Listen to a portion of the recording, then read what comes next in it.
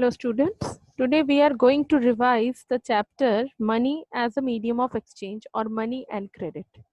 So as we know that mind map is the most easiest way to revise the points which we have did earlier or which we completed earlier. So today's topic is money and credit. So we are going to start with money as a medium of exchange. As we know that money is something which we use as a medium of exchange. Money को हम लोग एक exchange के process के एक exchange के माध्यम के तौर पे इस्तेमाल करते हैं. तो क्यों मनी को हम लोगों को माध्यम के तौर पे इस्तेमाल करना पड़ा? As because money and credit, ये जो दो टर्म्स है ये इंटर रिलेटेड है. मनी का जन्म या मनी का इवोल्यूशन हुआ after barter system. Barter system का मतलब होता है C C economy, commodity to commodity exchange economy. इसमें पहले क्या होता था कि कमोडिटी से कमोडिटी को एक्सचेंज किया जाता था. There were no other means और अदर मीडियम ऑफ एक्सचेंज. जिसमें कुछ प्रॉब्लम्स अराइज होने लगे. उस प्रॉब्लम्स को ओवरकम करने के लिए मनी का जन्म हुआ. तो वो कौन सा प्रॉब्लम था कि प्रॉब्लम ऑफ डबल कोइंसिडेंस, यानी एक समय में जब आप किसी भी कमोडिटी को एक्सचेंज करने जाते हो तब जो दूसरा व्यक्ति आपके साथ एक्सचेंज करने आ रहा है वो आपकी कमोडिटी को ले भी सकता है, नहीं भी ले सकता है, या आप जिस कमोडिटी को लेकर के वहां जा रहे हो आपको उस कमोडिटी की जो दूसरे व्यक्ति के पास जो कमोडिटी है वो आपका प्रयोजन हो भी सकता है, नहीं भी हो सकता है. तो ये जो प्रॉब्लम है this is known as problem of double coincidence. इसी के कारण मनी का इवोल्यूशन हुआ, मनी का जन्म हुआ. अब मनी का हम लोग मॉडर्न फॉर्म्स जानते हैं. मॉडर्न फॉर्म्स ऑफ मनी में हम लोग देखते हैं मेनली मनी को हम लोग प्रीवियसली दो तरीके में ही पहचानते थे. एक था पेपर नोट्स और दूसरा था coins. Coins is the most ancient one. Coins जो है वो पेपर नोट से भी पुराना है. अर्लियर पीरियड में क्या होता था कि कॉइन्स होते थे और मेटल कॉइन्स होते थे. Bronze coin, silver coin, metal coins होते थे. बाद में करेंसीज आए. उसके बाद अभी हम लोग प्लास्टिक मनी जानते हैं. Plastic money means whichever cards we can see और any deposits with the bank. जो बैंक में डिपॉजिट होता है, whether it is a saving account, current account, fixed deposits, recurring account, जो भी डिपॉजिट होता है that is also a type of money. Next we are coming to credit. Credit होता है लोन एक्टिविटीज जो कि बैंक द्वारा दिया जाता है.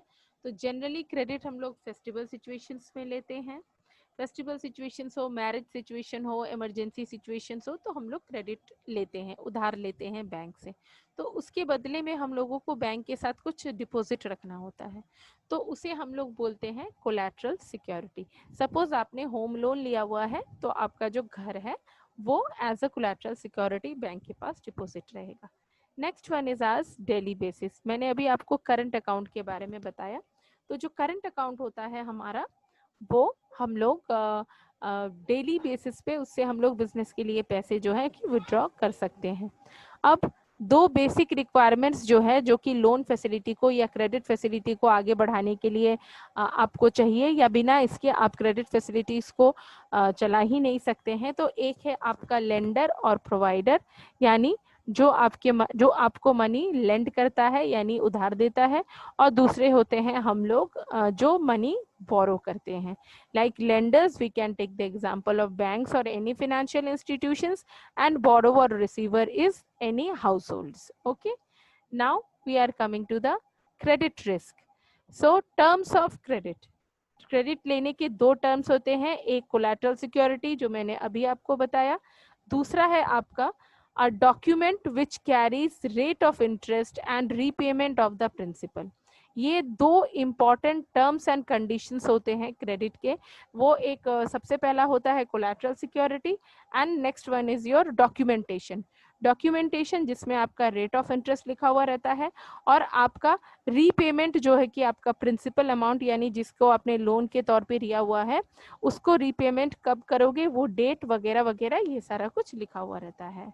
Next is ours formal and informal groups. दो तरह से हम लोग क्रेडिट ले सकते हैं. एक है टाइप्स ऑफ ग्रुप्स और sources which provides credit facilities to the needy persons.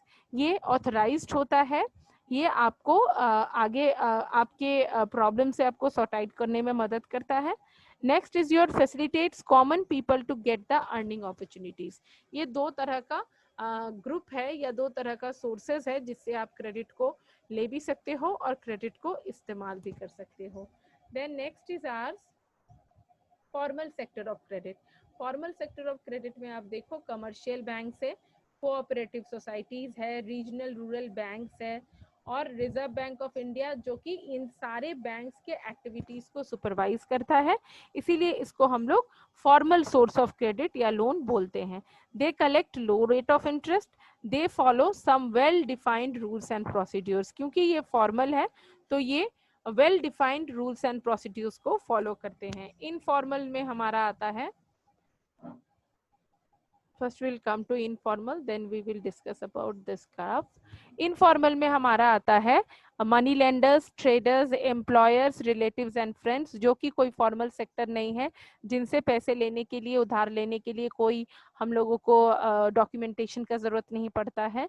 लेकिन ऐसे केसेस में ऐसा भी होता है कि कभी कभी हम लोन लेते भी हैं या लोन देते भी हैं तो हमें लोन जो हम चुकाते हैं उसका हमको डबल पैसा भी लग जाता है, या फिर जब हम किसी को लोन देते हैं तो हमें अपना पैसा वापस नहीं मिलता है। तो this is informal.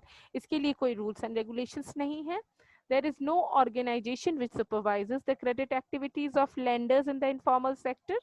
They collect high rate of interest. They do not follow any rules or procedures, जो मैंने अभी आपको बताया। तो हमारे इंडियन कॉन्टेक्स्ट में हम लोग देखेंगे फॉर्मल और इनफॉर्मल का रेशियो क्या है, रेट क्या है।